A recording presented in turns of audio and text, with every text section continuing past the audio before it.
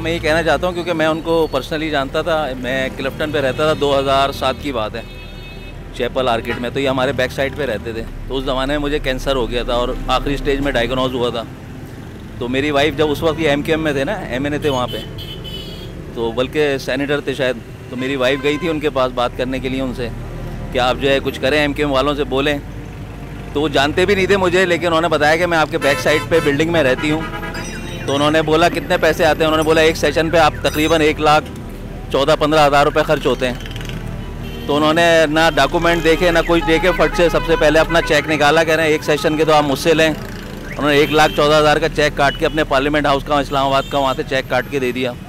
यानी कि ना उन्होंने पूछा कि आप कहाँ रहती हैं, बस उन्होंने सुना और उन्होंने इतना, यानी कि नेक दिल आदमी था, उन्होंने फटाफट पैसे काट के 1,14,000 का चेक दे दिया। और फिर कहने लगा मैं आगे भी इंशाल्लाह कोशिश करता हूँ। अकील करीम डैडी वगैरह थे, लेकिन वो आगे बात नहीं बनी।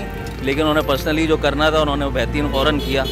तो मैं तो इस लिहाज से उनको जानता था, बड़ा ज़बरदस्त आदमी थे और इन कामों में बहुत आगे थे वो। लेकिन लोगों ने उनको तकलीफ़ पहुँचाई, दुख पहुँचाया और बड़ा अफसोस है इस बात का। अल्लाह ताला उनको जवाब रहमत में जगह अता फरमाए और मफ़रत फरमाए। आमीन।